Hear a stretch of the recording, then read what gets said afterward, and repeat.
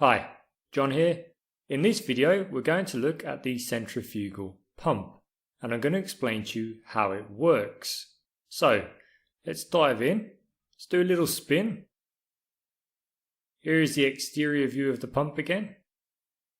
And if we spin around the other side, we've got a cross section.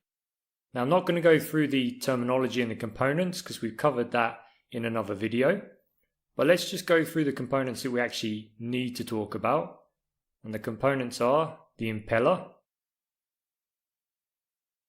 and the volute casing. So how is it that the centrifugal pump works? You can see from the design and the animation that the pump's construction is quite simple. Essentially, we've got an impeller rotating within a volute casing. And as it rotates through the liquid, we're creating pressure, and this pressure differential, that is the difference between the suction side of the pump and the discharge side of the pump, is what causes the liquid to flow. Well, in order to understand how the centrifugal pump works, we need to have a very quick look at some of the theory. So let's first pull up an open centrifugal pump impeller. So here we are, we're now looking at a centrifugal semi-open type impeller. So the type we saw earlier was the enclosed type, and this one is a semi-open type or the semi-closed, depending on how you want to look at it. As you can see, it is rotating in a clockwise direction. I'll give it a little spin. And we can see also that there's a shaft in the middle of the impeller and a shaft key which connects the shaft to the impeller itself. The suction side of the impeller is this middle area here. That's what we call the eye of the impeller. And as we draw the liquid in, we're going to create a negative pressure at the eye of the impeller. And then we're going to throw the liquid outwards radially away from the center of the impeller towards the outer periphery of the impeller.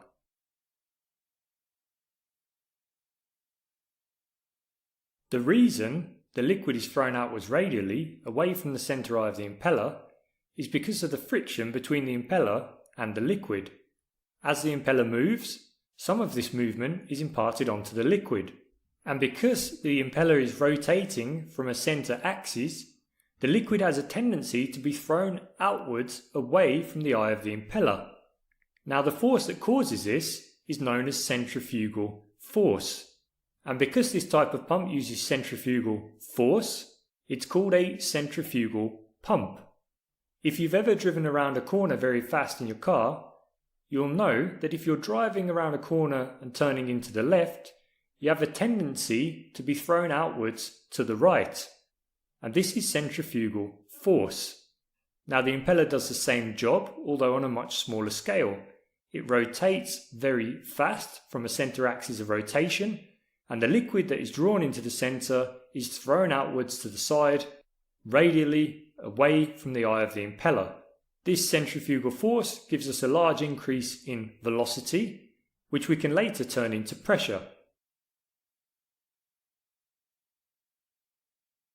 So let's just pause the animation and I can show you the flow path of the liquid. So the animation is now paused. Zoom in. Our liquid would come in fact let's just do it as the liquid would flow. We would flow into the middle like so. The liquid is then thrown outwards radially and it's going to go between these two veins, or between a set of veins I should say, between a pair of veins. And then it's going to flow up along here, it's going to be thrown outwards and then it's going to leave the impeller.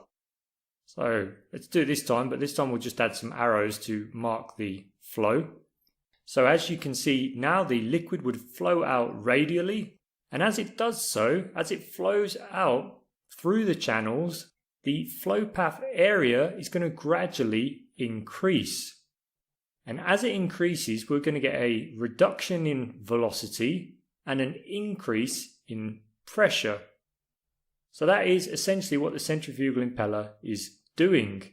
It's converting velocity into pressure. And that's what we need in order that we can get flow. But let's now have a look at the theory behind this. And the theory behind it is known as Bernoulli's principle.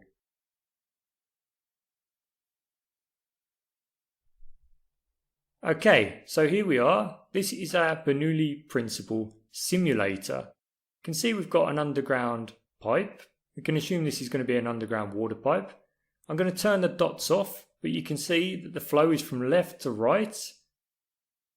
And if we take our speed gauge, we can put a speed gauge on the pipe, another speed gauge here, and we can see, in fact I'll raise these up just ever so slightly, we can see that at these 2 points the flow is constant and the speed remains the same irrespective of where we put our speed gauges. We can do it like this. And this makes sense because we've got a constant flow.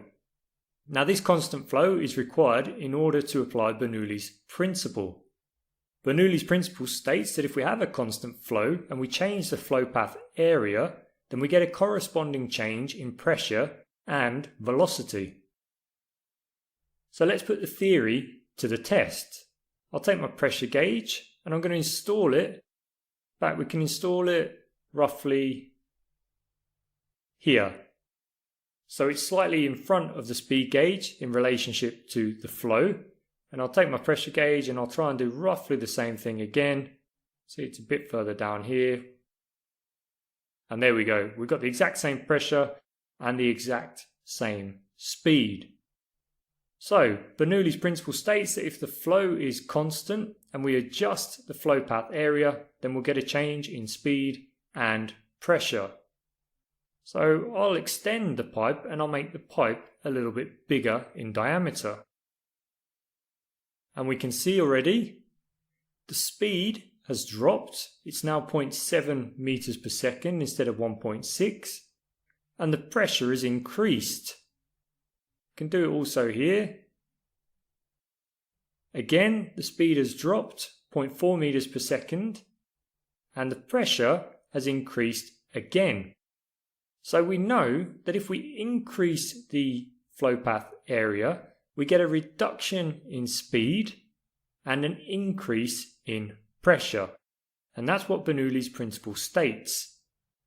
If we go the opposite way, we can try and make the flow path here slightly smaller. In fact, I have to extend it a little bit because otherwise we don't get our pressure reading. And we can see that the speed on the left is 0.4 meters per second, but the speed on the right has increased. Let's just take this handle, reduce it. And now we can really see that if we create a massive restriction in the pipeline, then we get a huge reduction in pressure and a massive increase in speed. You can see here our speed is, or was, about 5.6, 5.7 meters per second. So quick recap. If the flow path becomes larger, the speed reduces and the pressure increases. If the flow path becomes smaller, the speed increases and the pressure reduces. And you can see we've got quite a lot of pressure reduction when we compare both the left and the right. So let's now go back to our impeller and apply Bernoulli's principle in order to figure out how it works. So here is our impeller again, and we can see that the flow path area increases as the flow flows out radially away from the center of the impeller, and we know now that this increase in flow path is going to cause a reduction in velocity and an increase in pressure. And that is essentially how a centrifugal pump works. Now after the impeller, usually there'll be a volute casing or a diffuser, but the concept behind the design of the volute casing and diffuser is the same as for the impeller. We know that we need to increase the flow path area in order to increase the pressure.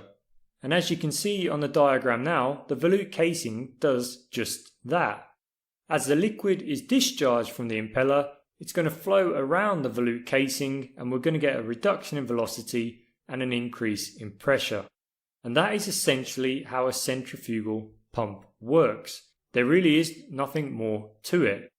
So let's go back to our main centrifugal pump model and we'll do a very quick recap.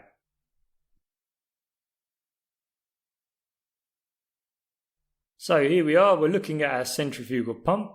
Let's imagine we are the flow the centrifugal pump impeller is spinning, we're going to be drawn into the impeller eye because it's creating a negative pressure. So we've been drawn into the impeller eye. We're now going to flow out of the vanes. We can see the vanes just on the inside of the impeller. I'll see if I can actually get through the vanes. It's going to be quite tricky because the whole thing's pretty tight. So we're flowing through here, through, further, further, further. We're being thrown out radially, and then we're going to exit the impeller and go to the volute casing. Now we're inside of the volute casing, and look, as we are thrown out of the impeller, we enter the volute casing, and notice how much more space there is as we move towards the discharge pipe. That's this pipe that we can view at the top of the screen, compared to how much space there is on the opposite side. You can see it's getting continually narrower if we wanted to flow back the other way. So down this side here is quite narrow, but the diameter of the volute casing is gradually increasing until we get onto this side here, and that means our flow path is gradually getting bigger, and all of a sudden we've got loads of space, and that means the velocity has decreased and the pressure has increased, and then we can move on our way through the rest of the system. So that's it. That is how the centrifugal pump works. If you haven't checked out the other two videos on centrifugal pump impellers and centrifugal pump components, then I recommend you do that now, because those videos are also really useful. And if you like this video, please do like it or share it on social media. It really does help me out and allows me to produce more and more content. This video lesson